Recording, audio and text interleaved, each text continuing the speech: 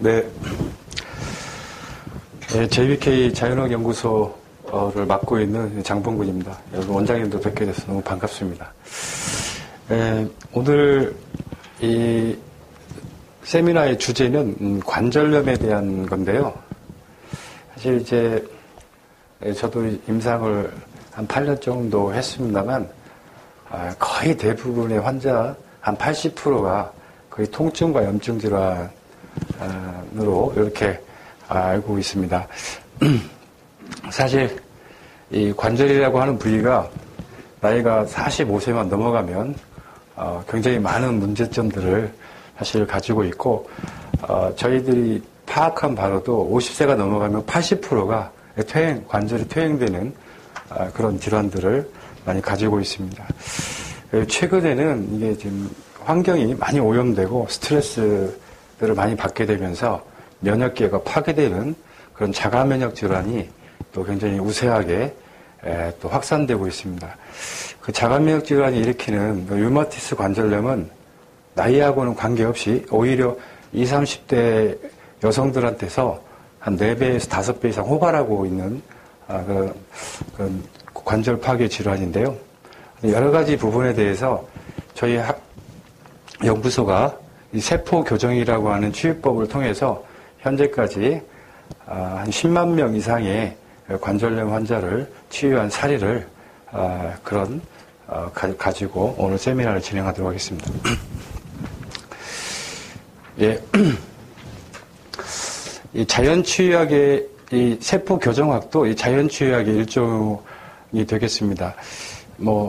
원장님도 잘 아시겠지만 실제 한방이라고 하는 의학도 환자 스스로가 가지고 있는 치유력을 향상시키는 그런 학문이듯이 이 자연치유학은 좀 더 폭넓은 부분이라고 보시면 되겠습니다. 이 자연치유학의 구성은 자연치유라고 하는 말의 정의와 자연치유력, 그 다음에 그 자연치유력을 높이는 모든 방법들을 자연요법이다라고. 자연치유는 햇빛, 공기, 불, 마음, 운동, 음식, 약용식물로 질병이 우리 체내에서 저절로 이렇게 낫는 현상을 말하고 있고요. 자연치유력은 실제 여러 가지의 힘이 있습니다만 과학적으로는 면역, 혈류, 해독, 복구인데요. 이 리스토레이션은 스템셀로 밝혀졌습니다. 그래서 스템셀을 줄기세포를 활성화시키는 능력, 그게 이제 자연치유력의 굉장히 중요한 부분으로 말씀드릴 수가 있겠습니다. 이 자연요법이라고 하는 건 이 한방의학을 비롯해서 자연치유력을 최대로 끌어올리는 이 방법을 전체적으로 이 자연요법이다. 이렇게 말씀드릴 수 있겠습니다. 이 동양의 자연요법은 한국에서는 한의학이라고, 중국엔 중의학, 일본에서는 한방의학이라고 이렇게 표현이 되고 있고요. 일본에서는 상한론이 고방과 후세방으로 이렇게 나눠졌고, 한국은 동의보감 이렇게 되겠습니다. 이 서양의 자연요법은 실제 자연요법이라고 하는 말이 처음으로 나온 건 1800년대 정도 됩니다. 크나이프라고 하는 그 신부가 다뉴브강에서 폐결핵을 치료한 사례들을 가지고 이 자연요법이 사실 관심을 많이 받게 되었습니다.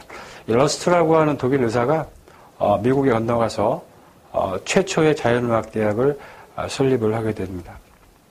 근데 그 이후로 이 현대의학의 그 항생제라든지 마취제들이 이렇게 발견이 되면서 이 자연의학들이 상당히 코너에 몰리게 되고 또 정부의 지원을 받지 못하게 되면서 사실 지금 미국에서는 이 자연의학이라고 하는 게 한 100년 동안 굉장히 홀대를 받다가 최근에 와서는 이 자연의학이라고 하는 이런 파트가 이 통합의학이라고 하는 쪽으로 상당히 많이 곽광을 받고 있습니다. 저는 이게 독일 의사인 막스 거슨인데요. 이분이 실제 그 당근하고 사과 주스로만 이 흑색종이라고 하는 폐결핵과 흑색종이라고 하는 피부암을 사실 굉장히 많은 사례들을 치료한 사례들을 보고 저도 이 굉장히 많이 그때 이 실제 식물이 갖고 있는 힘에 대해서 놀라운 생각을 갖게 되었습니다. 실제 저는 지금 한 7년 정도 당근 사과 주스를 처방을 해주고 있는데, 글쎄 뭐 이 자체만 처방을 해주는 게 아니기 때문에 실제 당근 사과 주스가 단독으로 그런 효과가 있는지에 대해서는 명확하지는 않지만 사실 상당히 많은 효과를 가지고 있다, 이렇게 볼 수가 있겠습니다. 이 당근에 들어있는 베타카로틴과 이 사과에 들어있는 구연산이 그 항암 효과가 굉장히 뛰어난 것으로 최근에 와서 이제 밝혀졌습니다. 그 다음에 이제 라이너스 폴링이라고 하는 분이 분자 교정요법, 오소 말리큘러 세라피라고 하는 이 분자 교정요법을 이 발표를 하게 됩니다. 사실 이때부터 비타민 C를 암에 적용을 하게 되는데요. 비타민 C를 한 10g 정도로 주사를 하게 됩니다. 주사를 해서 암세포의 성장을 억제시키는 보고들이 많이 나와 있었는데요. 이게 사실 메가비타민 요법으로도 이렇게 불리우고 있는 방법입니다. 그러니까 세포의 분자 수준의 상태를 교정시킴으로써 이 질병을 근본적으로 치료한다는 그런 이론이 되겠습니다. 그래서 이 분자 교정요법에 주로 쓰이는 물질은 비타민, 미네랄, 영양소, 가 되겠습니다. 여기서 영양소는 광물, 식물, 동물 영양소 다 총칭하는 그런 영양소가 되겠습니다. 자연요법의 종류는 임상영양요법, 약용식물요법이 있는데, 여기는 이제 약용식물요법이 이제 한방의학의 그 본초학 쪽에 들어가는 어떤 부분들이 되겠습니다. 그 다음에 동종요법이라고 하는 것은, 호모세로피라고 하는데, 경구용 백신이라고 보시면 되겠습니다. 그러니까, 소량의 어떤 물질을 먹었을 때, 그 물질이 만약 머리가 아프다, 배가 아프다 할 때, 그 물질을 먹어서 머리가 아팠을 때는, 머리가 아플 때 그 물질을 먹으면 치료가 된다라고 하는 일종의 상사 이론과도 좀 비슷한 건데요. 사실 이 부분들이 서양에서는 상당히 많이 각광을 받고 있는데, 그래서 저는 이 부분에 대해서는 아직은 사용을 해보지는 않았습니다. 그 다음에 침술요법. 부교감신경과 교감신경을 자극해서 질병을 치유하는 방법이고요. 그래서 저희들이 해보면 4mm 정도의 침을 놓으면 4mm 정도에서는 부교감신경이 활성화되고 그 4mm 이상을 더 들어가게 되면 교감신경이 활성화되는 걸로 이렇게 나타나고 있습니다. 근데 그 차이는 굉장히 아주 극명해서 4mm 이하로 침이 들어가면 혈관이 확장되고 3mm 이상 들어가면 혈관이 수축되는 그런 반응이 나타났습니다. 수치요법은 이제 물을 이용해서 치료하는 방법이고요. 온열요법은 이제 체온을 상승시키는 방법입니다. 아로마요법, 심상요법 이렇게. 마사지요법, 전골요법, 명상, 생체 전자기요법인데요. 전골요법은 글쎄 저도 이걸 좀 공부를 해봤습니다만 이게 그 뼈의 어떤 그 중심을 찾아서 이제 그 밸런스를 맞춰주게 되면 혈액순환이 이렇게 잘 됨으로써 자연 치유를 더 이렇게 완성시킨다라고 하는 부분이 되겠습니다. 호흡요법인데요. 실제 그 폐결핵이라든지 폐암에 걸린 그리고 암 환자들의 어떤 호흡 형태를 보게 되면은 이제 그 복식호흡 가슴으로만 입으로만 이렇게 가슴하고 입으로만 호흡을 하는데요. 굉장히 숨이 얕고 빠른 호흡을 하고 있습니다. 그래서 실제 이 자연요법 중에 이 호흡을 복식호흡으로 이렇게 하게 되면 유입되는 산소량이 굉장히 많아지면서 자연치유에 상당히 많은 도움이 되는 것으로 확인이 되고 있습니다. 상사요법은 독트린 오브 시그너처라고 해서 모든 식물, 동물, 모든 생물은 하나다라고 하는 거죠. 그래서 여우 허파는 폐가 안 좋은 사람들한테 쓰고 이 광황은 이제 그 노란색이기 때문에 이쪽 쓸개 같은지 이쪽 위장 질환에 이렇게 씁니다. 담도 질환이라든지 이런 쪽에 쓰고요. 뭐 우슬은 잘 아시겠지만 뼈를 닮았으니까 소 무릎을 닮았기 때문에 관절염에 많이 쓰는 거고요. 아로니아 열매는 이제 생긴 게 이제 뭐 세포와 좀 비슷하게 생겼고 빨간색이어서 혈액과 혈관에 상당히 좋은 요런 것으로 상사요법을 설명할 수가 있겠습니다. 자연요법의 원칙은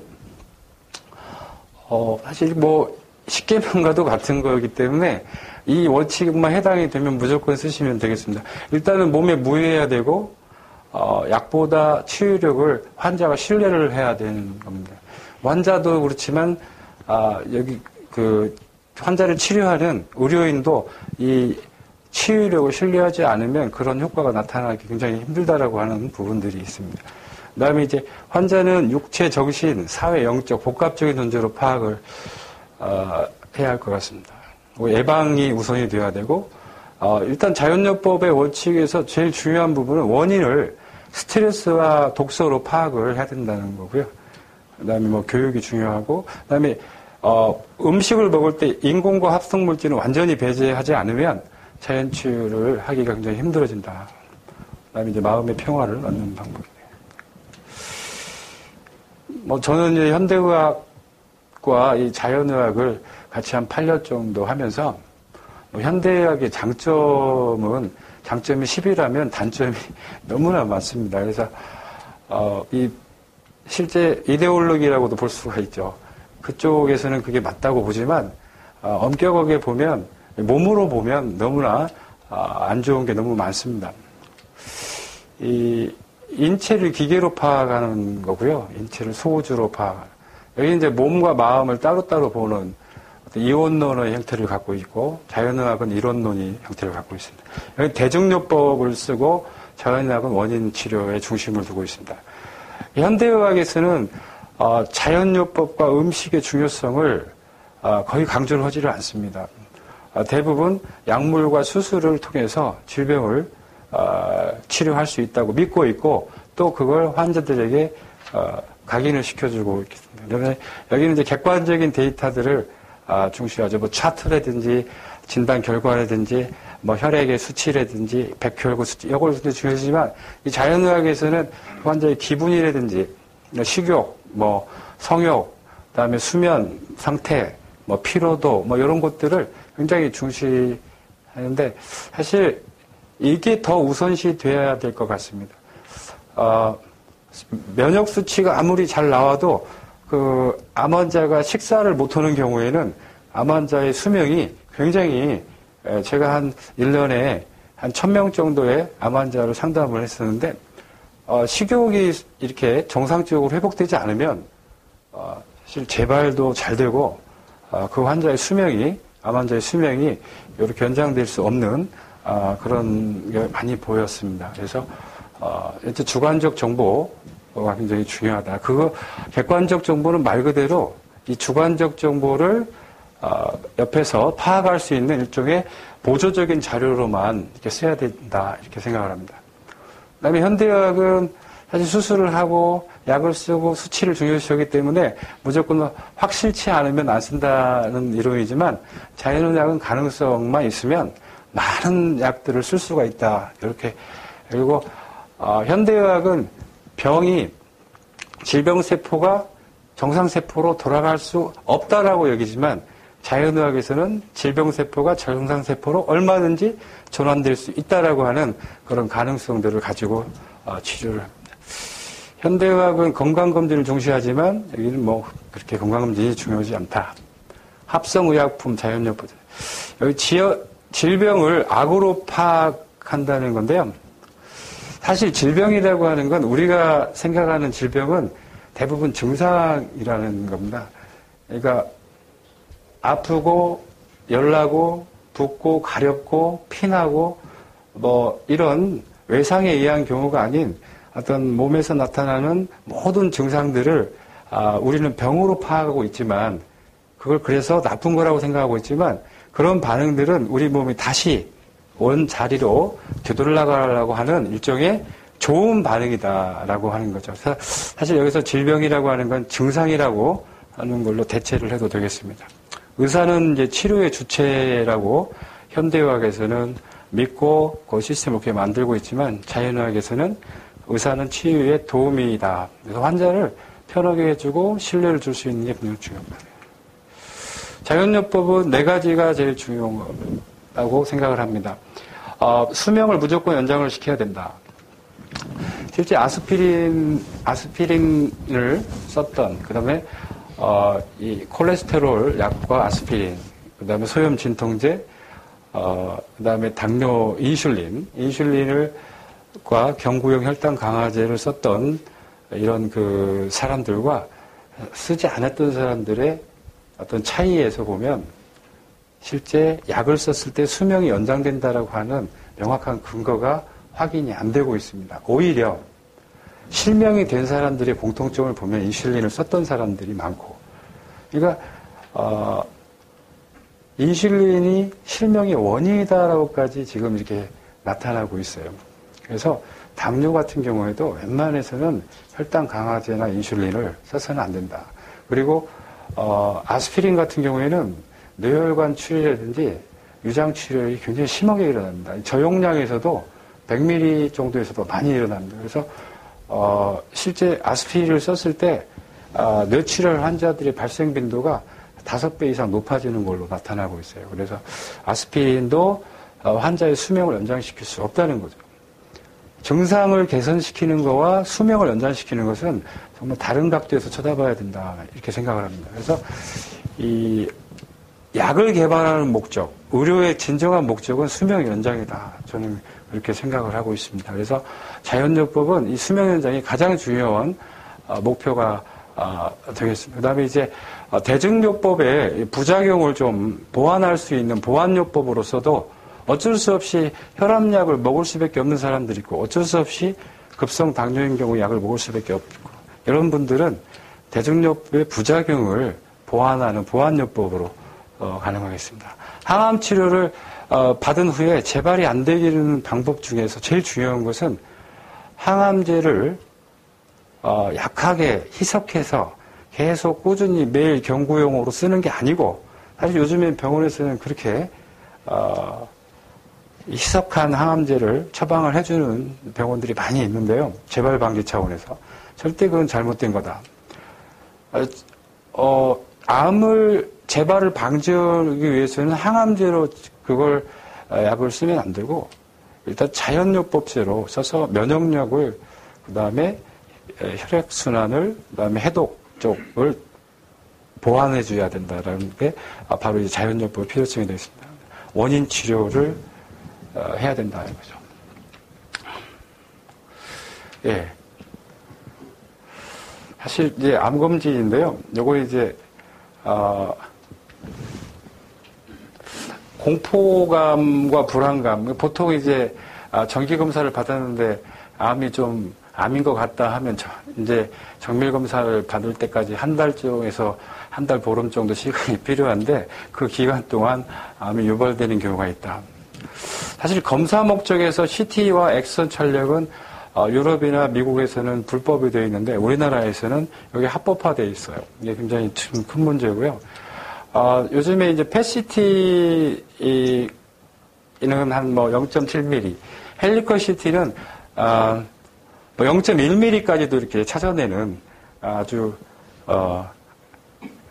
굉장히 정밀한 지금 이런 CT가 지금 이게 개발이 됐는데요. 사실 이런 경우가 우리가 불필요한 암을 무시해도 될 만한 이런 암의 상태를 이게 암을 제조할 수 있다라고 하는 부분들이 문제죠. 그다음에 비과학적이고 효과가 없다. 실제 암 검진을 한 사람과 암 검진을 안 한 사람 평균적으로 이렇게 내봤더니 암에 걸릴 확률, 그리고 항암제를 쓸 확률이 오히려 암 검진을 받았을 때 더 높게 나오더라는 하는 보고들이 나와 있습니다. 오히려 식욕, 그 다음에 수면, 대소변, 이런 마음의 어떤 편한 상태, 이런 것들이 일단 정상적이면 암 검진은 할 필요가 없다. 혈압도 마찬가지죠. 어째 병원에 가면 긴장이 돼서 혈압, 혈당이 당연히 올라가고 해가 떠도 혈압이 올라가죠. 혈당이 올라가. 스트레스 받으면 올라갑니다. 그리고 밤이 되면 저절로 내려가는데 보통 우리가 병원에고 낮에 가서 혈압, 혈당을 재기 때문에 이렇게 올라갈 수밖에 없다. 원래 1960년대는 정상 혈압이 180이었. 근데 이제 이걸 점점 내려와가지고 지금 130대까지 이렇게 내려왔는데요. 그 10이 내려갈 때마다 제약회사의 매출은 어마어마하게 올라갑니다. 상상을 초월할 정도로 올라가고 미국 FDA에다가 로비를 하는 미 제약회사들이 쏟는 돈이 어마어마하게 많고 또 미국에서 결정이 되면 한국이나 일본은 그걸 따라갈 수밖에 없죠. 그러니까 130이라고 하는 고혈압 수치는 제가 봐도 너무 허술할 뿐만 아니라 너무 잔인하죠. 사실 130은 정상적인 사람한테도 얼마든지 혈압이 그만큼 안 올라가면 일을 할 수가 사실 없거든요. 네. 이 부분들은 좀 반성을 해야 되는 부분이 아닌가 이렇게 생각합니다. 예.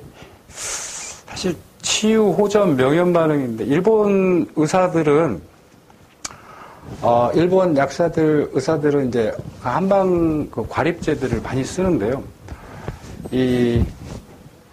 걔들은 이제 치유 반응, 호전 반응을 무서워합니다. 그래서 실제 일본 고방을 이렇게 보게 되면은 한국에 쓰는 양보다 한 2분의 1 정도밖에 쓰질 않아요. 그래서 이제 그 이유를 물어보니까 그렇게 쓰면 호전 반응이 너무 세게 나타나기 때문에 환자들이 불안해한다. 이제 그런 표현을 씁니다.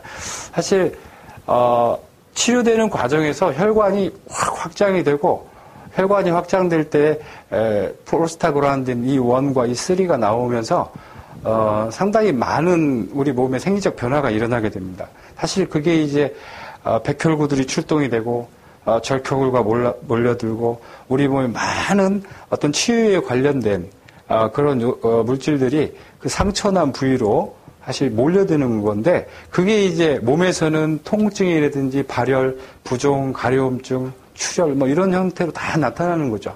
또 그 부위에 염증이 많을 때는 그 염증이 많은 부위가 만약 눈 부위다 하면 눈에서 막 눈곱 같은 게 나오고 피부 쪽에 어떤 그 약물이라든지 축적된 약물이라든지 노폐물 독소가 많을 때는 피부에서 막 발진이 나타나는 건데 진물이라든지 이런 것들을 우리가 질병으로 환자들이 생각하고 있고 미리 말을 하지 않으면 굉장히 불안해한다는 거죠. 미리 말을 꼭 해주고 이런 부분에 대해서 확실히 이해를 시킬 필요가 있다고 봅니다. 보통 저희 경험으로는 체력이 약한 사람들은 1단계, 2단계, 3단계, 4단계 나눠서 나타나게 되고요.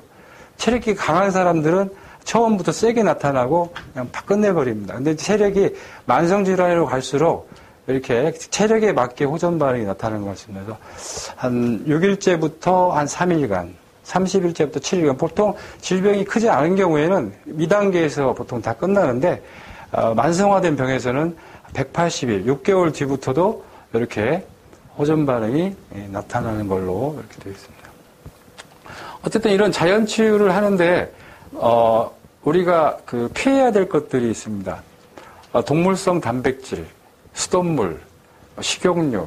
이 동물성 단백질은 우리 몸에서 사실은 한 10% 정도만 우리가 먹거리 10% 정도만 동물성 단백질을 섭취해야 되는데 10% 정도는 먹어도 됩니다. 근데 이제 그 이상을 먹게 되면 우리 몸에서 소화가 안 되기 때문에 부패가 될 수가 있고 그 부패가 된 황이라든지 황화수소라든지 인돌, 스카톨, 암모니아 같은 이런 그 발암 물질들이 나와요. 그래서 동물성 단백질은 치유할 때는 많이 먹으면 안 됩니다.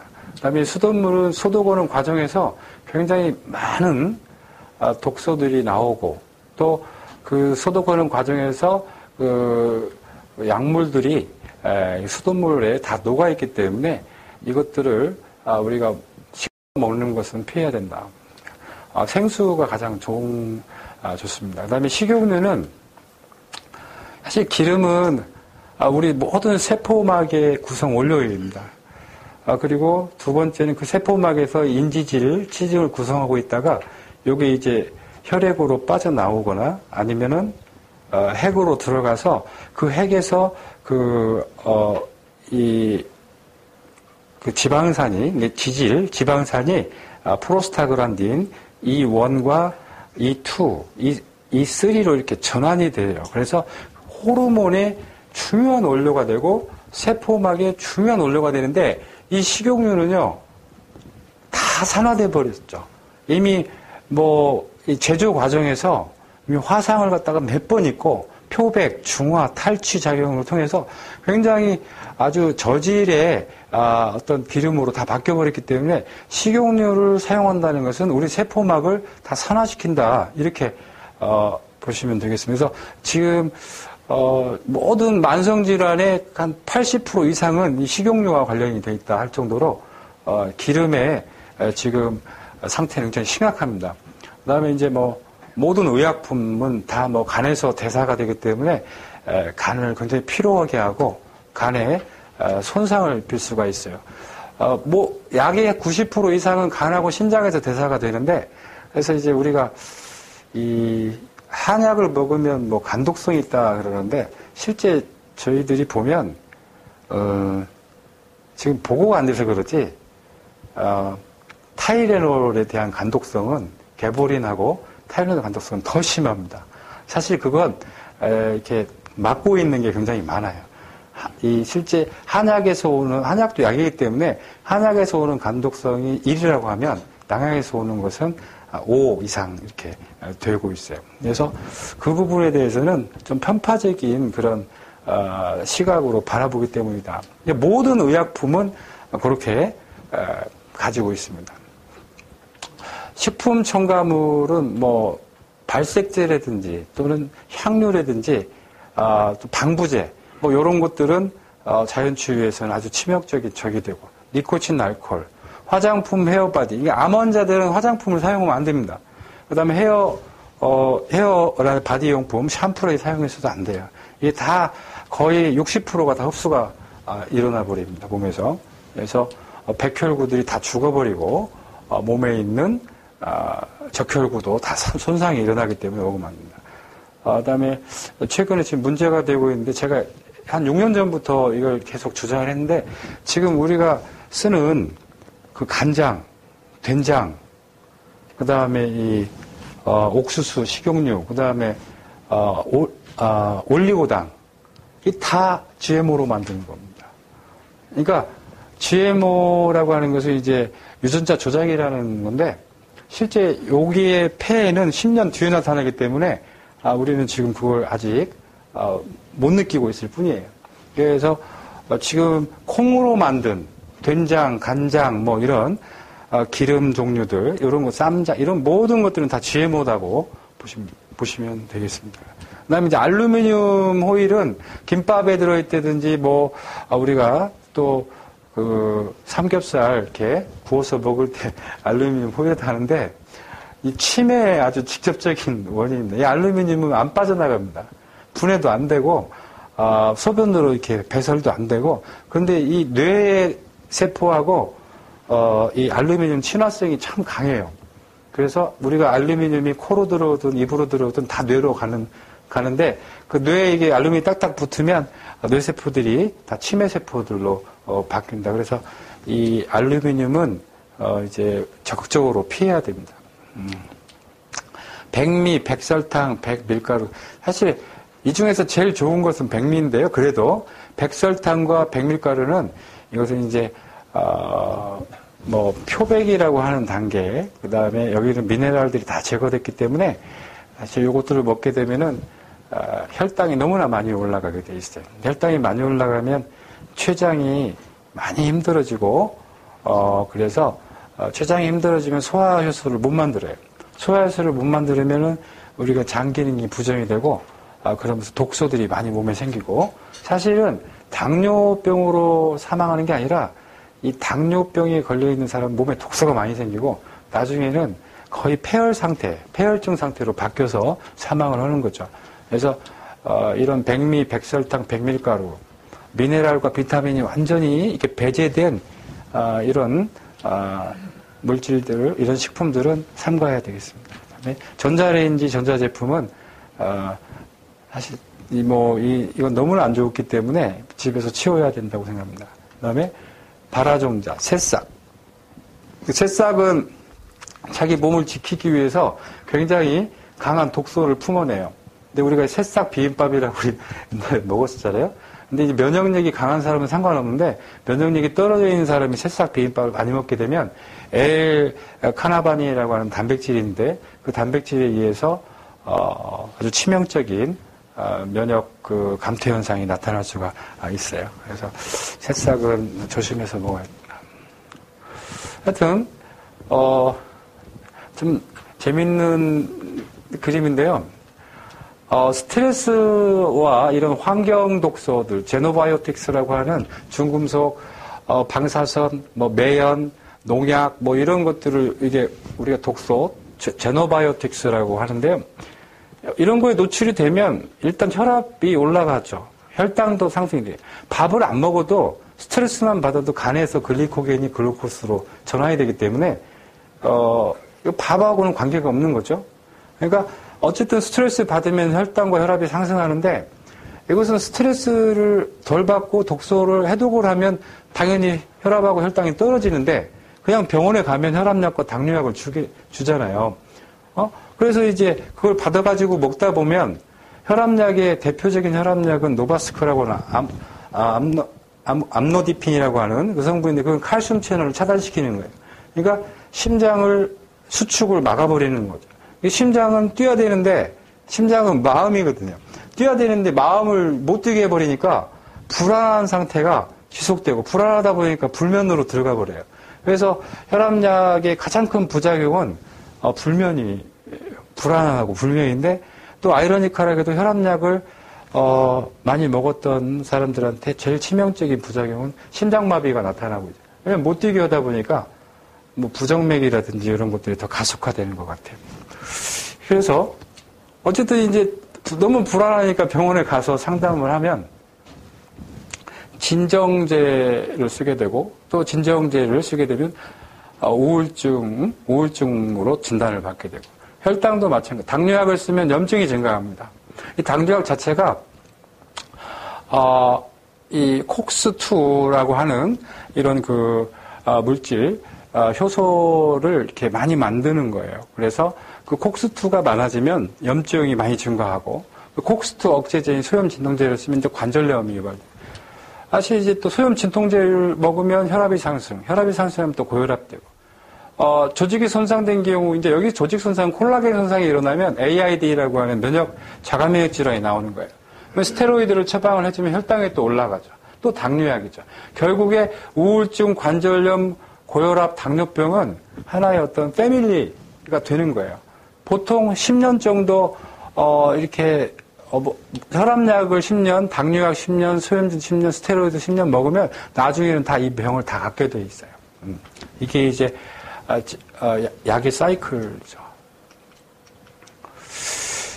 예, 세포 교정 의학은 이제 저희 연구소에서 그동안 연구한 부분들을 가지고 이렇게 정립한 의학입니다. 그러니까 모든 병은 독소로 출발을 하고 또 세포의 손상에서 시작된다. 그러니까 세포의 손상이 경미하게 손상됐을 경우는 염증, 더 심하게 손상됐을 경우에는 부전이나 궤양증, 더 심하게 손상되면은 종양이 되는 것뿐이지 실질적으로 원인은 독소고 결과는 손상에서 온다는 거죠. 그래서 이 모든 병을 치료할 때 염증, 부전, 종양을 치료할 때는 이 손상된 세포를 일단 결핍된 세포나 손상된 세포를 우리가 치료를 해줘야 된다. 거기에 필요한 해독과 복구 영양소를 공급해서 정상세포로 만들어준다. 일단은 면역세포가 정상이 되면 잘못된 세포를 염증이나 종양이나 부전세포를 잡아먹게 되는 거죠. 그러니까 암을 일부러 죽일 필요가 없이 암을 잡을 수 있게 몸을 만들어주는데 암을 잡는 이 면역세포를 우리가 강하게 만들어줄 수 있는 영양소를 적당량을 투입을 해줘야 된다라고 하는 그런 의학입니다. 그래서 저희 연구소에서 지난 15년간 그러면 세포 교정을 시키는 물질은 뭐냐? 그 교정을 시키는 물질을 찾아봤습니다. 찾아보고 임상을 한 20만 명의 임상을 하면서 세포를 교정시킬 수 있는 중요한 이런 물질들을 저희들이 찾았습니다. 식물의 이 안토시아닌은 실제 식물을 보호하는 일종의 식물성 백혈구 물질입니다. 그래서 이 안토시아닌이라고 하는 것은 모든 식물이나 모든 꽃잎에 다 들어있어요. 심지어 낙엽에도 있고 장미에도 있고 다 있는데 이 아로니아라고 하는 열매에서 발견되는 안토시아닌이 가장 퀄리티도 좋고 이 효과도 굉장히 뛰어나더라. 그래서 보니까 해독력과 혈류 개선, 면역 증강, 줄기세포 활성화 작용이 뛰어나졌기 때문에 굉장히 제일 중요한 물질로 저희가 C 시리즈를 이렇게 올려놨습니다. 그 다음에 이제 모든 세포막과 그 다음에 이 세포막에서 떨어져 나와서 프로스타글란딘 E1, E2, E3의 원료가 되는 이런 필수 지방산을 오메가3, 오메가6, 오메가9이라고 불리는 이 필수 지방산을 우리가 두 번째로 중요한 세포 교정 물질입니다. 이게 사실 이 두 가지는 뭐 염증이나 부전, 종양, 뭐 모든 질병의 선택이 아니라 필수로 사용이 되어야 되는 물질이 되겠습니다. 그 다음에 이제 이 핵의 문제가 있을 때 생기는 질병들이 있어요. 뭐 우리가 부전 기능 저하가 90% 이상 된 건데 간부전이라든지 안구부전, 뇌부전, 혈관부전, 심부전 이런 부전 증상에는 대부분 다 미토콘드리아의 어떤 핵 DNA들이 많이 이렇게 손상이 된 경우가 많이 있습니다. 그래서 이 부전증, 자가면역 질환처럼 이런 부전증 같은 경우에는 이 DNA를 공급을 해줘야 됩니다. 근데 이제 너무 다행스러운 게 식물의 DNA나 우리 인간의 DNA나 거의 똑같습니다. DNA를 구성하고 있는 염기도 똑같고, 그 다음에 그 크로마틴이라고 하는, 그러니까 히스톤 단백질이 있어요. 그러니까 염기에 붙어서 그 염기에 유전자에 붙어서 단백질인데 그 단백질과 염기를 갖춰서 우리가 유전자라고 하는데 그 식물에서 보이는 유전자 형태와 동물에서 보이는 유전자 형태가 같다. 그래서 이게 만물인체에서를 강하게 뒷받침해 주는 거죠. 그러면 인간의 기원은 가장 첫 번째 기원은 어디냐? 그래서 단세포 식물 중에서 가장 오염되지 않고 건강한 단세포 생물이 뭐냐? 바로 플랑크톤이죠. 그래서 이 플랑크톤의 이 핵산 상태는 인간의 핵산 상태와 거의 유사합니다. 그래서 그 오염되지 않은 바다에서 이렇게 재배된 이 핵산 이런을 갖고 있는 플랑크톤, 그게 이제 스피루리나와 그다음에 그 클로레라가 바로 그 중요한 소재입니다. 근데 이 DNA를 갖고 있는 것들은 또 대부분 엽록소를 가지고 있습니다. 그러니까 여기 보시면은 엽록소에 관련된 부분은 에너지에 관련이 되어 있고, 여기는 이제 엽록소는 녹색 색소를 엽록소라고 하잖아요. 여기는 빨간색 색소를 안토시아닌이라고 하는데, 이 빨간색 색소는 에너지보다는 방어, 백혈구 쪽에 관련이 되어 있고, 이 녹색 색소는 에너지를 갖고 관련이 되어 있습니다. 그래서 우리가 힘이 좀 많이 파워가 떨어져 있다든지 허약하다든지 할 때는 이런 녹색 계열의 이런 특히 단세포 이런 클로레나 스피루나 이렇게 공급해주면 저는 이제 예전에 아이가 밥도 안 먹고 키도 잘 안 크고 막 이럴 때 이 소건준탕에다가 이 스피루리라를 이렇게 좀 아이들 갈아가지고 이렇게 줬을 때 효과가 굉장히 잘 많이 나타났어요. 한번 써보시면 되겠습니다. 그 다음에 이제 최근에 제 3의 미네랄로 이렇게 각광을 받고 있는 유황이 있어요. 사실 유황하면 독성이라고 하는 생각을 많이 갖고 계시지만 실제 유황은 우리 몸의 8번째로 많은 구성 원소예요. 그리고 하루에 1g 이상씩 섭취를 해줘야 됩니다. 1g 이상씩 섭취를 해줘야 되는 굉장히 중요한 원소인데 우리는 유황을 사실은 그동안 너무 간과하고 지났고 이 유황이 부족해지면서 나타나는 병이 오늘 제가 설명하고자 하는 관절염이 되겠습니다. 그다음에 칼슘, 마그네슘, 비타민. 이제 칼슘, 마그네슘은 흡수율에 문제가 있어요. 칼슘만 써서도 흡수가 안 되고, 칼슘, 마그네슘만 써도 흡수가 안 되고, 비타민 D만 써도 흡수가 안 돼요. 그래서 칼슘과 마그네슘이 2대1의 비율로 들어가야 되고, 그 다음에 비타민 D는 비타민 D3라고 하는 활성체 비타민 D가 들어가야 되는데, 요 칼슘, 마그네슘도 우골분이라든지 또는 조개 껍질, 오이스터 쉘 이거 흡수가 안 돼요. 그래서 킬레이트 상태로 만들지 않으면 흡수가 안 일어나서 반드시 킬레이트 상태로 된 이런 칼슘과 마그네슘을 섭취해 흡수가 된다. 그 다음에 췌장 효소, 무엇보다 중요하죠. 사람 췌장 효소는 못 구하기 때문에 저희가 이제 쓰는 것은 동물에서 나온 췌장 효소를 쓰고요. 그 다음에 혈전용해, 요즘에 너무나 이렇게 피가, 스트레스를 받으면 피가 이렇게 뭉치고 끈적끈적해지고 그렇기 때문에 이 혈전용해 효소, 죄송합니다. 효소인데 이게 이제 플라스민이라고 하는 효소예요. 이 플라스민이라고 하는 이 물질은 이미 이렇게 단일 제품으로도 양방 쪽에서 나와 있지만 그래도 좀 부작용이 있어요. 그래서 우리가 혈전용해 효소를 섭취할 수 있는 게 바로 청국장입니다. 그래서 나토키네이즈라고 하는 걸 계속 먹게 되면 여기 플라스민을 막 생합성을 시키죠. 그래서 실제 혈전을 용해시키는 효과가 있다. 그 다음에 이제 강황이나 울금은 노란색 계열은 다 캐로티노이드 계열입니다. 카로티노이드. 그래서 이 캐로티노이드 계열의 커큐미노이드죠. 그래서 강황 커큐미노이드는 실제 이 간이라든지 담도에 문제가 있을 때 이걸 써주면 특히 췌장 쪽에도 좀 듣는 것 같습니다. 이걸 써주면 되는데 해독작용이 강하고 혈전 영향이 강합니다. 그다음에 이제 식이섬유로서는 치커리에서 이렇게 뽑아낸 이눌린과 차전자에서 뽑아낸 그런 식이섬유가 가장 품질이 좋은 걸로 나타나고 있습니다.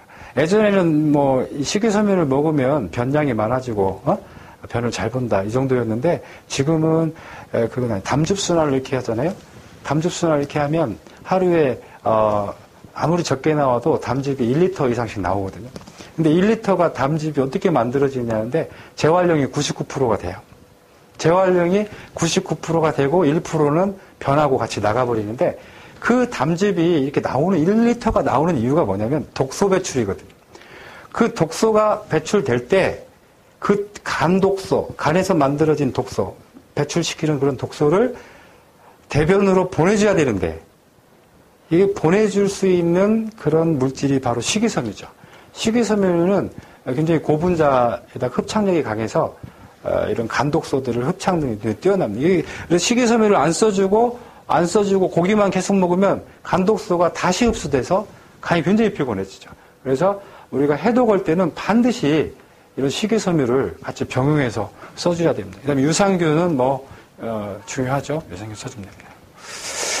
예, 그래서 종양, 부전, 염증, 정상이 이 어떤 가능성으로 이렇게 우리 몸에서는 쭉 이렇게 바뀔 수 있다. 그래서 이 교정 기전은 소화, 해독, 혈류, 면역, 복구인데요. 이게 중요한 순서대로 이렇게 나와 있는 거예요. 그러니까 이제 이런 거죠. 먼저 밥을 먹으면 소화가 돼야 되고, 간으로 들어가서 해독이 돼야 되고, 심장에서 피를 돌려줘야 되고, 또 그 피가 돌면서 거기에 바이러스나 세균이 있으면 이게 이제 면역을 해주고, 그 다음에 이제 그 면역이 손상된 세포들을, 나쁜 이상세포들을 제거하고 나면 그 새로운 세포를 복구시키는 그런 시스템. 그래서 소화, 해독, 혈류, 면역, 복구가 우리 몸의 신진대사 시스템이라고 볼 수가 있죠. 이 시스템에 필요한 물질이 바로 C3G, 노유파, 크로마틴, 식이유황 이런 물질들이 있다. 이 물질들을 잘 이론과 잘 결합만 시키면 지금 우리의 만성난치성 질환을 잘 효과적으로 우리가 치료할 수 있겠다라고 하는 게 제 생각입니다. 질병의 발생 원인은 스트레스하고 독소인데 고민, 불안, 초조, 공포, 과로, 불면, 공해, 전자파, 요것들은요, 실제 우리 몸에서 아주 강력한 활성산소를 만들어서 병을 유발시키는 거죠. 그 다음에 독소는 그 자체가 이제 우리 세포를 공격하는 형태가 되는 거고요. 그래서 이제, 오늘 강의 주제인 관절염도 염증이죠. 세포 기능이 50% 파괴되고. 요즘에 당뇨병과 고혈압도 염증 질환으로 파악이 되어 있기 때문에. 그러니까 당뇨병은 췌장의 염증, 혈관이나 췌장의 염증이 생기면 당뇨가 됩니다. 고혈압도 심장이나 혈관의 염증이 생기면 고혈압이 되는 거고. 그 다음에 이제 미토콘드리아와 요 세포막이 파괴되는 세포 기능이 한 10%밖에 남아있지 않은 상태를 부전이라고 해요. 잘 알고 계시는 이게 없는데요. 뇌경색, 심근경색 쭉 나와 있는데 강경화도 부전이고 심부전, 콩팥부전도 대표적인 부전세포죠. 종양은 미토콘드리아가 파괴된 게 아니라 핵이 완전히 파괴된 거예요. 그래서 줄기세포의 핵이 파괴되면 줄기세포가 우리 몸에 있습니다. 이게 성체줄기세포가 우리 몸에 암을 일으키는 부위에 다 있는데 그 줄기세포의 핵이 파괴되면 악성종양이 되는 거고요. 이게 이제 이 줄기세포가 아니라 일반 체세포에 핵이 산화되거나 변이되면 양성종양 형태로 나타난다고 이렇게 생각이 됩니다. 어쨌든 그 줄기성이라고 하는 건 막 태아가 커지는 것처럼 굉장히 많이 커지잖아요. 사실 줄기세포가 산화되면 암이 된다라고 하는 학설이 굉장히 요즘에 이제 거기에 많은 지지를 지금 받고 있는 겁니다. 엄마의 몸속에 있는 이 테라토마라고 하는 이게 줄기세포가 잘못 변형이 되면 암세포로 이렇게 바뀌는 거죠. 이게 정상적으로 되면 태아가 되는 거고요. 정상세포가 염증세포로 될 때 이 세포막이 굉장히 중요하다. 그래서 이 세포막이 빨갛게 산화되는 게 바로 염증이다. 이 염증세포는 C3G와 MSM이라고 하는 식이유황을 통해서 해독이 되고 복구가 C3G와 노유파라고 하는 데서 이렇게 세포막이 복구되는 거예요. 그러니까 염증을 자연치유할 때는 C3G와 MSM, 노유파 이 세 가지 물질을 씀으로써 모든 염증 질환을 이렇게 치유할 수 있다 이렇게 되는 거죠. 이게 왜냐하면 세포, 관절세포든 뇌세포든 간세포든 세포는 똑같습니다. 세포는 핵이 있고 미토콘드리아 있고 세포막이 있고 여기에 미토콘드리아가 하나만 있는 거 아니에요. 2,000개가 있어요. 2,000개가 있고 다만 이제 간에 있는 미토콘드리아 숫자 관절에 있는 미토콘드리아, 연골세포의 미토콘드리아 숫자는 다 조금씩 좀 틀리겠지만 어쨌든 기본적인 세포의 구조는 거의 똑같기 때문에 이런 치료 방법도 세포 교정의학에서는 거의 동일하다 이렇게 볼 수가 있겠습니다. 이제 간경화라든지 심부전 같은 부전세포는 이렇게 세포막이나 핵막, 그 다음에 여기 미토콘드리아 막만 산화된 게 아니라, 이렇게, 미토콘드리아는 DNA를 가지고 있습니다. 그 미토콘드리아 유전자를 갖고 있기 때문에 그 유전자가 이렇게 산화돼 버린 거예요. 미토콘드리아가 에너지를 만드는데 에너지를 못 만들어요. 못 움직이죠. 소변을 못 만들고 소변을 배출을 못 시키는 거예요. 혈관이 안 움직이니까 혈관 부전이죠. 심장이 안 움직이니까 심부전이죠. 콩팥이 안 움직이니까 콩팥 부전이 되는 거예요. 그러니까 이 미토콘드리아를 바꿔주지 않으면 이 병을 치유할 수가 없다는 거죠. 그래서 이 부전세포도 C3G와 MSM으로 해독을 한 상태에서 복구가 C3G 노유파 DNA를 넣어주는 거죠. 이 DNA가 이게 바로 미토콘드리아의 DNA 유전자의 원료가 되기 때문에 핵산이라고 하는 DNA 원료를 넣어주게 되면 이렇게 정상세포로 바뀌죠. 정상세포로 바뀌는데 걸리는 시간이 각 장기마다 좀 틀리겠죠. 입에 있는 구강세포는 2시간마다 바뀌죠. 장은 이틀마다 한 번씩 바뀌고, 간은 18개월 정도 걸린대요. 간.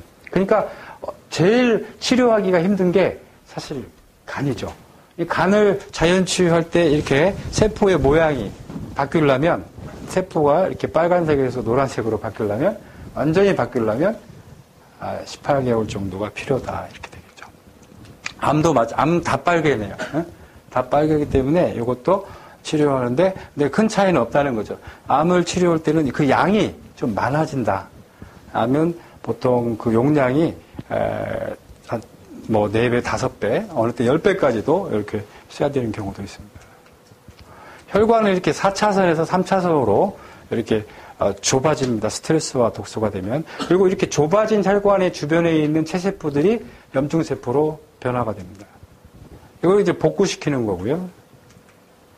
그 다음에 이제 2차선으로 좁아지게 되면 그 주변에 있는 세포들은 부전세포, 간경화라든지 심부전이라든지 간부전, 심부전, 뇌부전 같은 이런 부전세포들이 존재하는 거고요. 이것도 치료 방법은 동일합니다. 뭐 스트레스와 독소가 너무 센 게 들어올 때는 이 종양이 되는 거죠. 치료 방법은 동일합니다.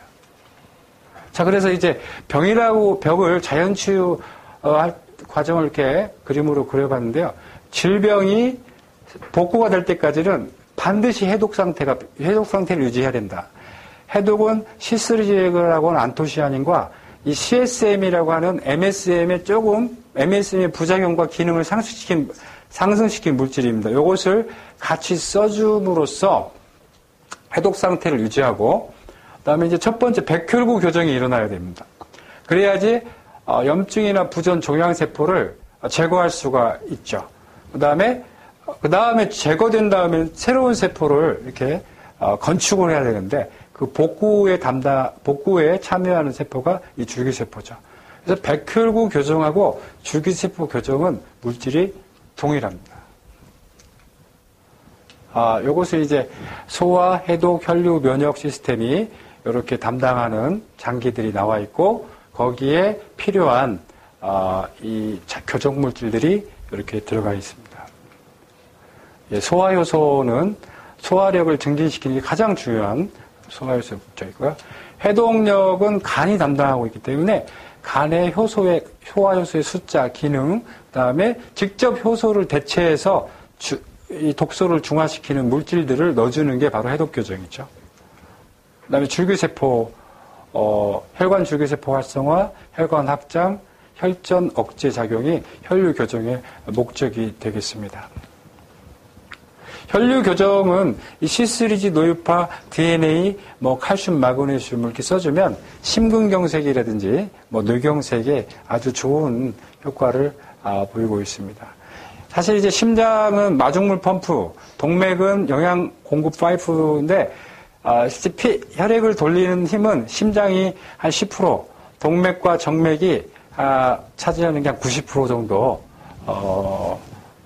되는 것으로 이렇게 알려지고 있습니다. 그러니까 사실 심장은 한번 품어주기만 하지 혈관이 피를 돌려주는 거죠. 근데 혈관이 굳거나 혈관이 좁아지거나 하면 그 움직임이 약해지면 피가 제대로 안 돌아서 모든 병이 생기는 거게 되겠습니다. 면역 교정은 C3G와 노유파 DNA를 가지고 면역력을 증진시키는데 백혈구 숫자와 기능을 강화시킵니다.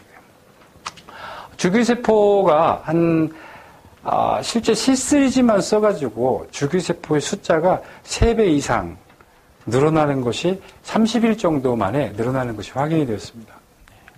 줄기세포는 어디에 사냐면요. 골수, 심장, 간, 소장, 피부, 뇌, 폐, 근육. 줄기세포가 유일하게 발견이 안 되는 곳이 하나 있는데 그게 콩팥입니다. 콩팥이 재생이 안 되는 이유가 줄기세포가 발견이 안 되는 거예요. 그래서 사실 콩팥이 한번 망가지면 치료하기가 굉장히 힘든데 그것도 가능한 방법이 있어요. 이게 이제 호밍이라고 하는 원리를 쓰는데 이 심장이나 간, 소장 이것보다도 이 골수에서 가장 콩팥을 만들 수 있는 맵시라고 하는 성체줄기세포를 이렇게 뿌리는 거죠.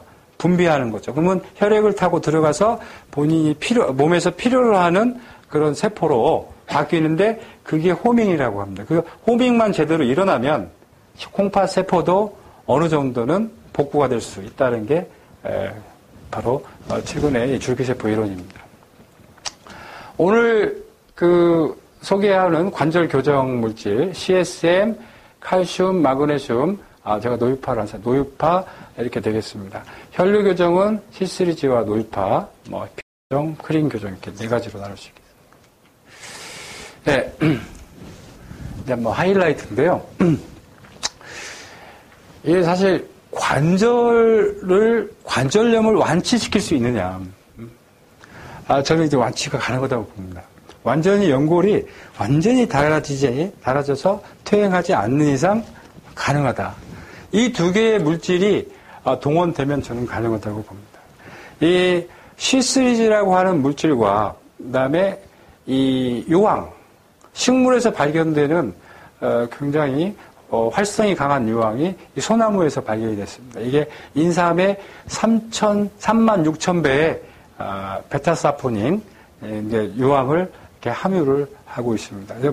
이 분자식은 요게 한 400대 후반, 요것은 한 90대 정도 나타나서 이게 사실은 이 자체만으로도 다 거의 99% 점막이라든지 피부로 다 흡수가 됩니다. 그래서 이 C3G와 MSM을 융합을 시키는 거죠. 왜 융합을 시키냐면 이 MSM이 유황인데요. 이 MSM이 실제 이 자연계에서 단독으로 존재하지 않습니다. 귤 껍질이든지 실제 소나무에서도 MSM 주변에는 바이오플라보노이드라고 하는 폴리페놀이 항상 같이 존재를 하고 있어요. 왜 그런가 봤더니 실제 이 MSM의 활성은 이 바이오플라보노이드에 의해서 활성이 나타나기 때문이에요. 그래서 우리 몸도 C3G라고 하는 바이오플라보노이드가 없으면 실제 MSM이 유황이 어떤 역할을 할 수가 없습니다. 그래서 저희가 어쨌든 이 세계 최초로 이 C3G와 MSM을 바이오 퓨전 테크놀로지를 통해서 분자량 630짜리의 어떤 흡수율 100%의 저분자 물질로 이걸 만들었습니다. 그리고 이제 MSM이 여기 보시면 이제 양성 물질입니다. 사실 이거 먹으면은 유황이기 때문에 인삼도 먹으면 몸에서 열나듯이 이것도 몸에서 부작용으로 열이 나고 뭐 불면 열이 나니까 이제 불면 같은 게 잠이 안 오고 현상이 나타날 수 있는데 여기 이제 아답토겐이라고 하는 조절 능력을 갖고 있는 모듈레이터죠. 모듈레이터 역할을 이 C3G가 훌륭하게 하고 있습니다. 사실 이 C3G는 양성도 아니고 음성도 아닌 사실 어떤 중간에 있는 간성 물질입니다. 그래서 이 MSM의 부작용을 줄여주고 효과는 이렇게 끌어올려주는 물질이 바로 C3G라고 하는 물질입니다. CSM의 6대 작용은 염증, 통증, 혈류, 독소 제거, 면역 강화, 줄기세포 활성화가 있겠습니다. 염증 증상은 발열, 통증, 특정 부위의 기능 상실, 부종, 홍반인데요. 사실 이제 보시면 홍반, 부종, 통증, 발열은 호전 반응이고요. 이 호전 반응들을 이제 제대로 호전 반응이 치유 반응이 안 일어났을 경우에 장기화되면 바로 이 염증이 만성 염증으로 바뀌면서 특정 부위의 기능이 상실되게 되겠습니다. 사실 이 반응은 호전 반응이고 이 반응은 호전 반응이 잘못 치유돼서 이게 잘못 치유가 일어나서 이게 나중에 부작용으로 나오는 어떤 결과가 되겠습니다. 지금 관절염에 쓰는 메디신은 이 엔사이드와 스테로이드가 있는데요. 이게 부작용이 이렇습니다. 유장출혈, 뇌혈관 출혈, 혈압 상승, 체온 저하가 반드시 일어나고 또 실제 관절염 환자의 매년 10%가 이렇게 사망을 약으로 인해서 사망을 이렇게 하게 됩니다. 뇌혈관 출혈이 일어나는 거죠. 이게 왜냐하면 장기간 먹기 때문이죠. 뭐 5년, 6년, 뭐 10년 이렇게 먹기 때문에 출혈이 일어나요. 스테로이드도 마찬가지입니다. 스테로이드도 유장출혈이 일어나고 면역력 감소에다가 내분비액이 감소되게 됩니다. 그래서 뭐 췌장액이라든지 갑상선 기능 저하라든지 소화 인슐린 당뇨병이라든지 이런 게 나타나는 거예요. 인슐린이 안 나오니까. 그다음에 소화효소가 안 나고 소화불량 같은 게 멍이 잘 생기고요. 굉장히 피로하고 정신착란증까지도 생기는 게 이 스테로이드의 부작용입니다. 천연 스테로이드 아까 말씀드린 C3G와 MSM의 융합 분자가 천연 스테로이드 역할을 하더라. 저희가 확인한 바로는 우리 몸에서 자연 발생되는 스테로이드, 부신피질 호르몬, 코티솔을 분비를 촉진시키더라 그거죠. 이게 이 자체가 천연 스테로이드 역할을 하는 거죠. 그 다음에 섬유아세포의 증식을 억제한다. 그래서 실제 상처가 났을 때 CSM을 쓰면 흉터가 많이 사라집니다. 흉터가 많이 안 남고, 그 다음에 이제 콕스2, 이게 염증 물질인데요. 콕스2를 합성을 억제시킵니다. 그래서 천연 소염 진통제로 쓰고, 염증을 유발시키는 독소를 제거해주는 역할을 합니다. 이게 사실 스테로이드 역할, 소염 진통제 역할, 그 다음에 이제 마데카솔 역할까지 같이 해주는 아주 좋은 천연 치료제가 되겠습니다. 만성 통증 질환이 전 인구의 우리나라 인구 30%인데요. 만성 질환, 통증 질환 환자만 그렇고, 두통을 경험했던 사람들, 두통으로 또 약을 한 번 정도는 먹었던 사람이 무려 1,000만 명 정도가 되고요. 등통, 요즘에 수험생들은 거의 50% 이상이 등통을 호소하고, 이 컴퓨터에 앉아서 공부하고, 하기 때문에, 그 다음에 사무직에 있는 사람도 등통을 많이 호소합니다. 그 다음에 관절통은 1,000만 명이고, 퇴행성 관절염과 류마티즈 관절염. 근데 이 목통도, 사실 이제 경직된 자세에서 사무일을 보거나 공부를 하는 사람.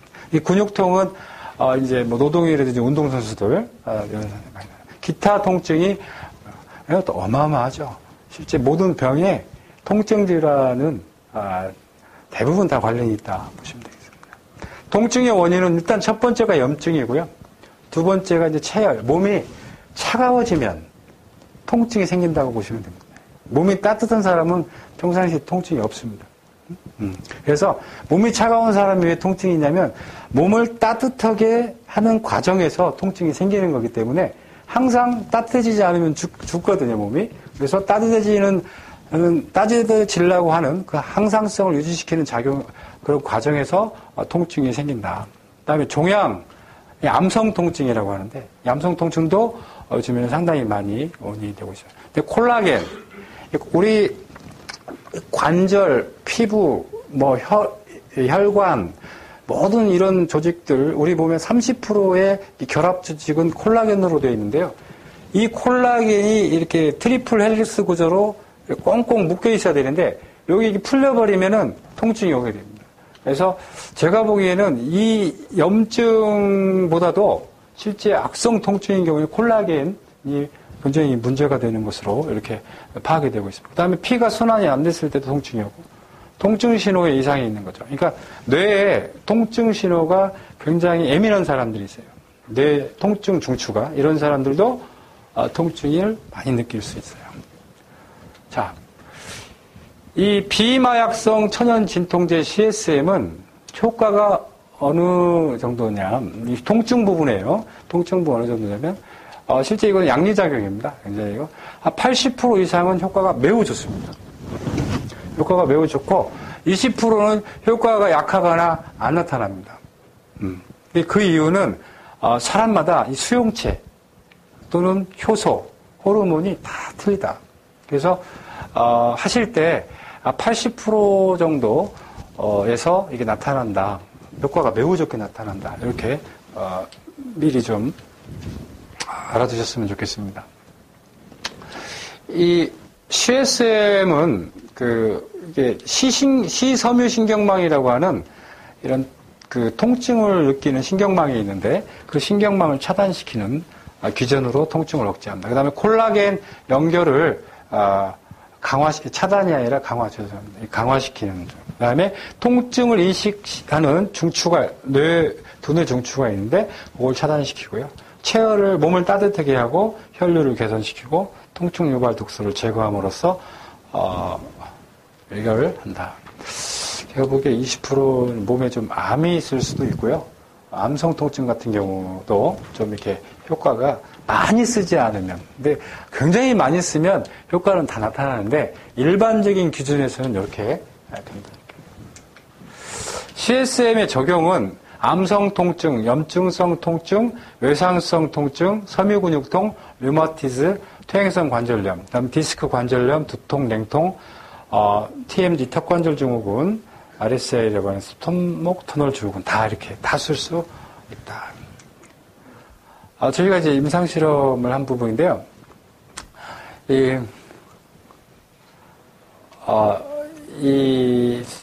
여기 이제 CSM을 썼는데 이거 좀 잘못됐습니다. CSM을 류마티즈 관절염 주에게 이렇게 줬습니다.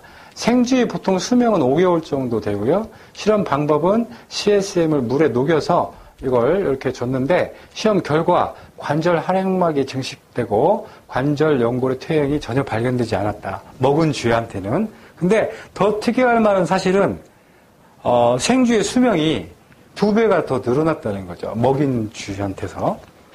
그래서 수명 연장 효과도 굉장히 좋다. 그리고 또 특이할 만한 것은 쥐의 털이 굉장히 길어졌어요. 그러니까 이 모발이 좀 약하고 이 가늘고 그 다음에 좀 길이가 좀 짧으신 분들은 이게 좀 길고 강하게 나올 수 있다는 것도 탈모에도 이렇게 적용할 수가 있겠습니다. 수명이 10개월 아마도 이 C3G와 이 MSM이 결합 조직을 강화시키는 과정에서 사실 결합 조직이 풀리면 수명이 짧아지거든요. 이 결합 조직이 안 풀리면 수명이 길어진다. 그래서 이 수명이 이렇게 길어지지 않았나 이렇게 합니다. 관절 교정의 4대 목표는 일단 관절은 튼튼하게 만들어줘야 됩니다.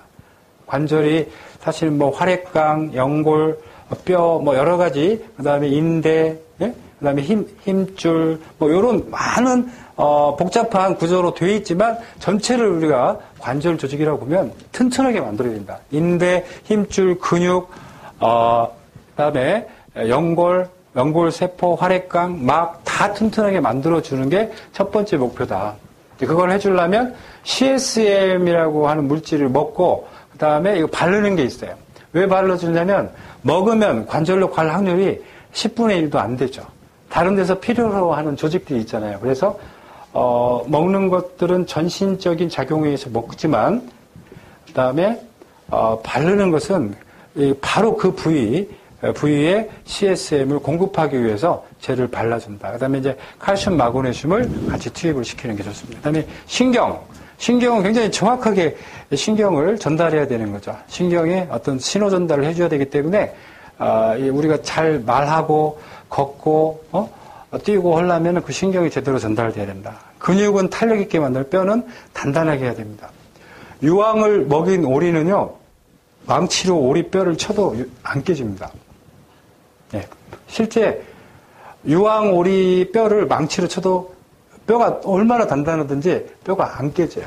그러니까 이 유황을 많이 섭취를 하게 되면 골다공증이 안 올 수가 없습니다. 그리고 실제 이 뼈를 구성하는 게 뭐 칼슘, 마그네슘 이렇게 많이 알고 계시지만 유황도 상당히 많은 양의 뼈를 구성하고 있다. 그래서 이제 관절염 세포를 정상세포로 만들어줘야 된다. 그러면 이 관절염이라고 하는 것은 이 세포막, 핵막, 미토콘드리아 막이 다 산화된 거예요. 여기서 말하는 연골세포막입니다.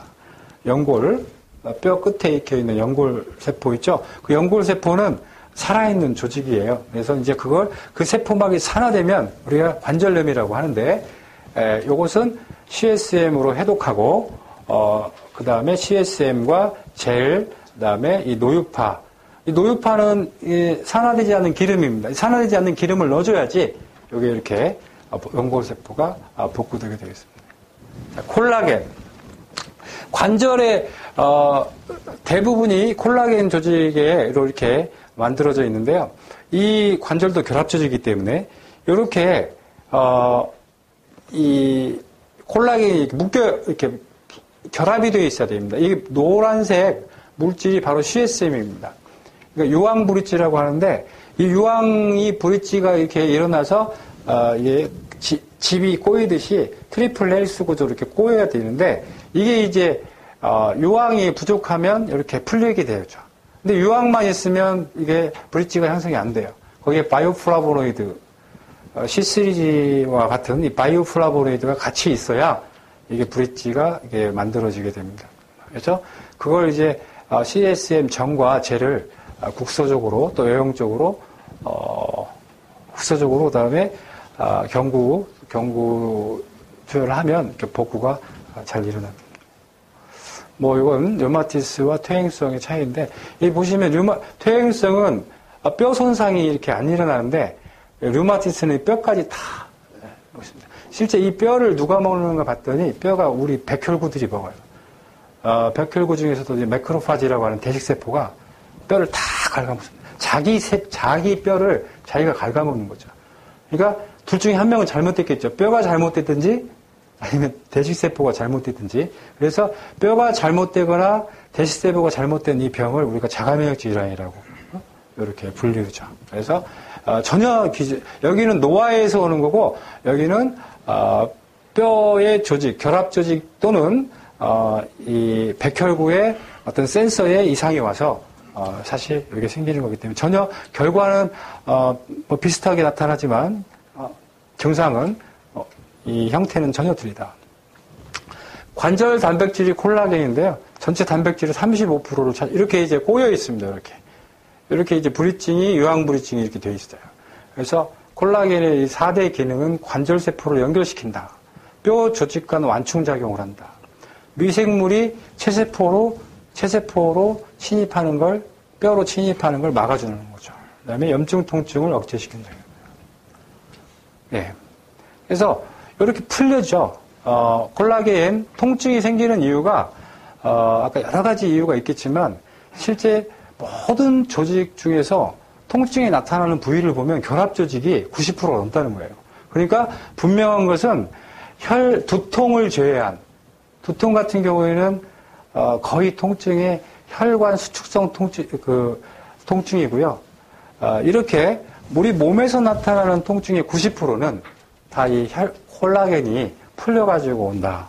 근데 콜라겐이 왜 풀리냐면 유황과 C3G가 결핍돼서 오는 거죠. 바이오플라보노이드. 근데 유감스럽게도 우리 몸에서는 유황과 뭐 비타민 C 또는 뭐 바이오플라보노이드, 뭐 안토시아닌 이런 것들을 못 만들어요. 그러니까 외부에서 반드시 섭취를 해줘야만이 우리가 결합 조직을 과하게 유지할 수 있는 거죠. 아까 쥐도 보셨지만 쥐도 유황과 C3G를 넣어준 쥐는 2배 오래 살잖아요. 안 넣어준 쥐는 먹는 음식에 유황과 C3G가 없기 때문에 그렇게 5개월밖에 못 사는 거죠. 오래 살려면 먹어야 되는 거죠. 그래서 이렇게 염증과 통증이 유발된다. 그래서 여기 보시면 통증이 유발되는 부위들이 다 결합 조직들이에요. 뼈, 관절, 근육, 혈관, 신경, 눈, 잇몸 뭐 이런 거 다 이렇게 통증이 유발될 수 있는 이유가 바로 이 콜라겐이 이상 조직으로 바뀌게 되면. 그래서 실제 관절염 환자의 유황 농도를 체크를 해봤더니 33에 35%밖에 안 나와요. 손톱이 잘 부서지는 사람들 있죠? 그 사람들의 혈액 유황 농도를 재보면 25%밖에 안 나옵니다. 그러니까 이 유황이라고 하는 성분이 이 관절염의 아주 중요한 발생 인자가 된다는 거죠. 이렇게 칼슘과 유황, C3의 결핍 때문에 골다공증이 발생되게 됩니다. 그래서 이 CSM과 칼슘, 마그네슘을 보충을 해주면 실제 임상적으로 2달에서 석 달 만에 뼈가 완전히 메꿔지는 것들이 확인이 되고 있습니다. 이게 이제 뼈는 살아있는 조직이거든요. 뼈도 사실 몇 개월 만에 완전히 뼈세포가 바뀝니다. 새로운 조직으로 완전히 바뀌기 때문에 그 바뀌는 기간 동안 우리가 세포 교정 물질을 넣어주게 되면 이렇게 새로운 조직으로 바뀔 수 있다는 거죠. 이 관절 프로그램의 효과는 콜라겐 복구, 통증 신호 차단, 신경 및 근육 기능 강화, 염증 물질 감소, 체열 상승 작용, 뼈세포 생성해서 염증, 통증, 골다공증을 예방한다. 관절은 염증, 통증, 골다공증이죠. 그래서 그것들을 개선시키고 잘하면 또 완치까지도 가능하고 골다공증은 확실하게 예방하고 치유할 수 있다. 또 이 프로그램의 좋은 건 줄기세포를 이렇게 아까 말씀드린 대로 306% 정도 이렇게 증가시킬 수 있다. 예, 퇴행성 관절염에 대한 이 개요와 그다음에 표준 처방이 되겠습니다. 그러니까 제일 뭐 궁금해하실 수 있는 부분인데요. 이 50대 이후에 80%가 퇴행성 관절염입니다. 그러니까 약 1,000만 명 정도 됩니다. 지금 병원에서 메디케이션 하는 것은 엔사이드하고 스테로이드밖에 없죠. 그걸로는 절대 퇴행성 관절염을 관리할 수가 없다. 관절염 환자의 연골 조직의 요항 농도는 33%, 관절염 환자의 손톱 조직의 요항 농도는 25%입니다. 저희 이 프로그램으로 퇴행성 관절염 환자가 6주 치료율이 90% 정도 됩니다. 염증, 통증, 그 다음에 관절의 움직임, 뭐 이런 모든 것들을 체크해봐서 90%가 되고요. 통증은 보통 14일 이내에 제거되기 시작합니다.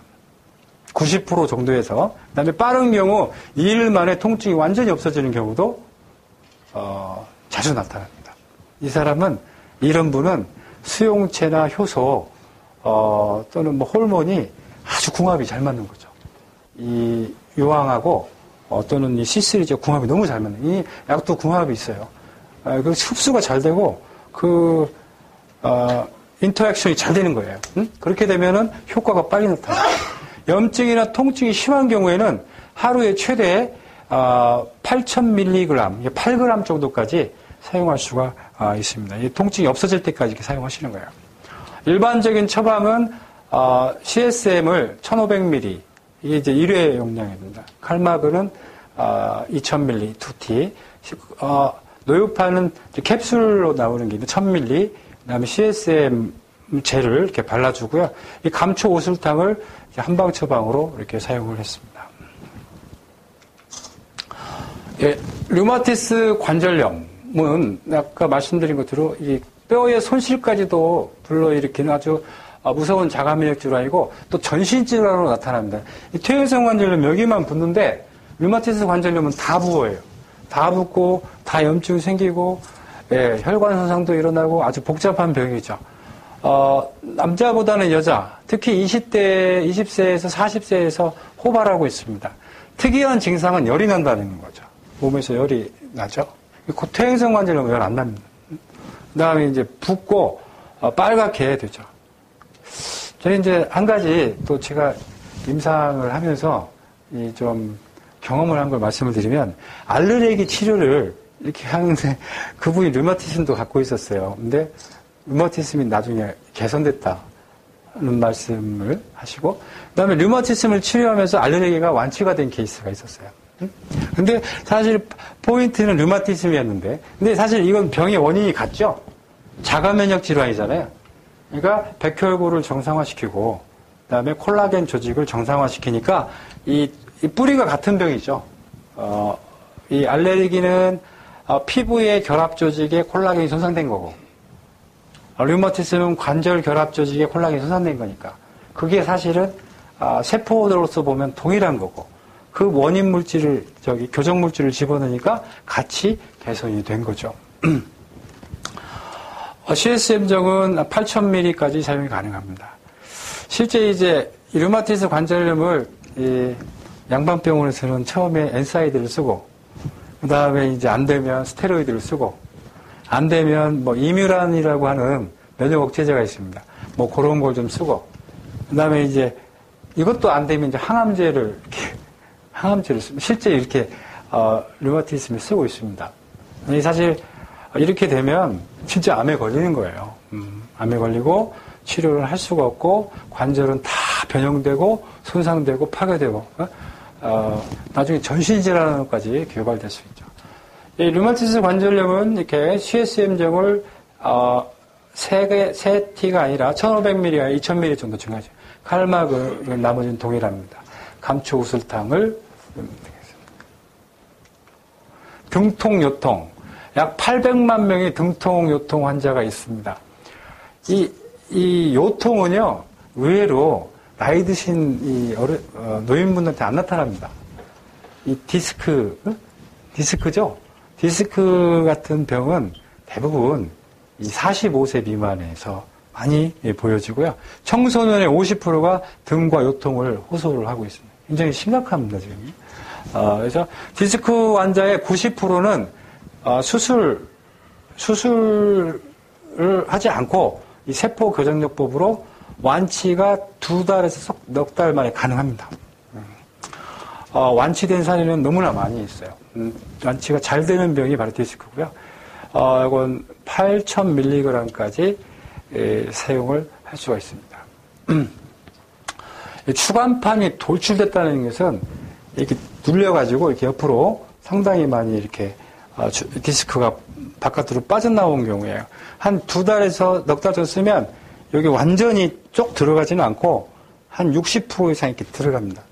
이제 그때 이제 마사지라든지 또는 추나요법 이런 것들을 좀 병행을 해서 그 들어가는 속도를 좀 빠르게 할 수가 있어요. 결국에 추간판이 안 빠져나오려면 근육이 튼튼해야 돼요. 뼈의 문제가 아니라 이 근육이 약해지면은 이게 삐져나오거든요. 그래서 근육을 강화시키고 그 다음에 뼈를 연골을 강화시키는 이 두 가지인데 병원에서 쓰는 모든 약은 근육을 약화시키죠. 다 근육을 파괴시킵니다. 그래서 치료가 안 되는 거예요. 그래서 우리 이 처방을 써서 근육과 신경, 아까도 제가 말씀드린 근육은 탄력 있게, 그 다음에 관절은 튼튼하게라고 하는 4대의 목표에 맞는 거죠. 그래서 CSM, 칼마그, 노유파 이걸 써서 감초우슬탕을 써서 등통, 요통, 디스크 환자를 완치할 수 있는 가능성이 생겼습니다. 두통. 이건 한번 많이 임상에서 써보시면 좋겠습니다. 이 두통 환자는요, 이 정신적 스트레스하고 두통약을 먹기 때문이에요. 사실 만성 두통의 원인은 두통약입니다. 이 두통약 먹으면 혈압도 많이 올라가고 간도 나빠지니까 먹지 말아야 되는데 머리가 항상 아프니까. 만성 두통의 경우 보통 30일 내에 두통이 사라집니다. 5일 이내에 10년 된 이상 두통이 완치되는 사례가 허다하게 많습니다. 그래서 여기는 이제 그 CSM 정과 칼마그, 노유파 이걸 통증, 두통 부위가 목에서 오는 뒷목도 있거든요. 이럴 때는 관절 이상이 있는 경우도 있기 때문에 통증 부위에 이렇게 두통이 척통에서 올 때는 여기 배를 발라줌으로써 좀 빠르게 할 수 있습니다. 혈관 수축성 두통, 편두통 이런 경우에는 여기다가 C3G를 좀 더 추가시켜주면 훨씬 더 빠르게 치료가 될 수 있겠습니다. 두통은 보통 게지탕을 같이 이렇게 합방을 해주는데 두통이 아주 심한 경우는 게지양을 좀 더 올려주는 처방으로 치료를 했습니다. 다음에 이제 섬유근육통. 요거 지금 너무나 많습니다. 관절염 다음으로 이 섬유근육통 환자들이 많은데 실제 일반 근육통으로 알고 있는데 그렇지 않습니다. 일반 근육통은 운동을 과격하게 하고 역도 선수라든지 바디빌딩이라든지 골프 선수라든지 아니 어쨌든 그런 노동을 하거나 운동 선수한테서 오는 근육통이 아니고 운동도 하나도 않고 근육을 하나도 안 썼는데 근육에 통증이 오는 거예요. 그런 환자들이 관절염 다음으로 지금 많습니다. 이게 비관절 류머티즘입니다. 자가면역 질환이에요. 자가면역 질환. 다시 말해서 면역력이 떨어진 백혈구의 센서가 이상이 오거나 콜라겐, 즉 근육에 있는 콜라겐이 손상되는 경우에 이 섬유근육통이 유발되는 거예요. 그러니까 이럴 때는 사실 이거 스테로이드라든지 이런 엔사이드 계통 써가지고는 아주 치료 자체를 할 수가 없죠. 그래서 이게 지금 특히 여성이 이런 스트레스에 굉장히 약하지 않습니까? 그러다 보니까 여성이 남성보다 4배 정도 많이 나타나요. 옛날에 결합조직염이라고도 불리웠습니다. 치료 4주 이내에 대부분 호전됩니다. 이 방법을 쓰시면 되겠습니다. 감초우슬탕을 쓰시고요. 만약에 이제 CSM 정을 지금 여기 8,000ml 같은 경우에는요 8정까지 올릴 수가 있는 거예요. 한 번 복용할 때 8정. 근데 8정을 먹었더니 배가 아프고 머리가 아프고 하면은 4정씩 이렇게 4번 나눠서 먹으면 됩니다. 이게 CSM이 장 운동을 활발하게 하는 효과가 있어서 이걸 처음에 먹었던 사람들은 막 설사가 이게 설사가 좀 나올 수가 있어요. 근데 그것은, 뭐, 대왕이 차가운 약으로, 뭐, 이런 그 사화제로 쓰는 대왕과 같은 기전은 아니고요. 장 운동을 활발하게 해주는 그런 신경계통에 작용을 하고 있어서 나오는 거기 때문에 어느 정도 먹다 보면 적응이 되게 됩니다. 그러니까 이거 먹어서 부작용이라고 생각하지 마시고, 대장 운동이 활발해져서 생기는 일종의, 작용이다. 이렇게 보시면 되겠습니다. 그 다음에, 운동선수, 노동자의 경우 근육, 인대, 힘줄이 손상되면 염증과 통증이 유발됩니다. 보디빌더, 골프, 운동을 하는 사람들은 아마 원장님, 이게 그 병원에도 이렇게 이런 분들이 좀 많이 내방을 할 거예요. 직업적인 운동선수들이 있어요. 운동하지 않으면 안 되는 분들 있잖아요. 그분들이 갖고 다니는 것들은 사실 다, 엔사이드를 많이 갖고 다녀요. 엔사이드, 격투기 선수들, 아프잖아요. 이런 다 엔사이드, 보디빌더들도 자기 몸무게 이상의 중량, 웨이트를 해야 되기 때문에 다 관절이 손상해 근육 다 깨집니다. 이런 사람들 필수적으로 이 처방을 해주시면 됩니다. 그러면 관절과 근육, 인대, 이런 힘줄을 보호할 수가 있고, 운동선수의 수명을 연장시킬 수가 있습니다. 마라톤 선수들한테 필요합니다. 마라톤 선수도 이 근육이 중요하잖아요. 근육이 중요하고 인대 힘줄이 중요하기 때문에 굉장히 이런 부분들을 응용을 해주는 게 좋은 것 같습니다. 그다음에 이제 RSA라고 반복성 긴장장애. 이제 반복해서 일을 계속 하다 보면 근육이라든지 힘줄, 인대에 계속 손상이 가게 되죠. 근데 여기 외상에 의한 게 아니라 반복하는 거죠. 계속 앉아서 글을 쓴다든지 타입을 한다든지 있으면 여기 이제 가랑비에 옷 젖듯이 그런 염증이 생기는 병이죠. 그래서 원래 이 손목에 8개의 그 뼈가 있는데 그 8개의 뼈 안으로 들어가면 그 터널이 있어요. 거기에 이제 신경에 뼈와 관절 또는 신경에 문제가 생기는 병이죠. 그래서 손목 관절 터널 증후군이라고 합니다. 직장인들한테 많이 나타나고요. 밤에만 나타나요. 낮에는 안 나타납니다. 그러니까 밤에 한 손 또는 양손에 이렇게 통증이 발생하고요. 그다음에 엄지, 검지, 약지에 가장 흔하게 이렇게 발생이 되고 있습니다. 3분의 2가 여성입니다. 이것도. 그다음에 환자 중 40%는 또 특이하게도 당뇨병하고 갑상선을 갖고 있어요. 아무래도 이제 이게 스트레스하고 관련이 돼 있어서 이 육체적인 스트레스를 받게 되면 이 당뇨병도 갑상선도 이렇게 유발되지 않나 이렇게 보여집니다.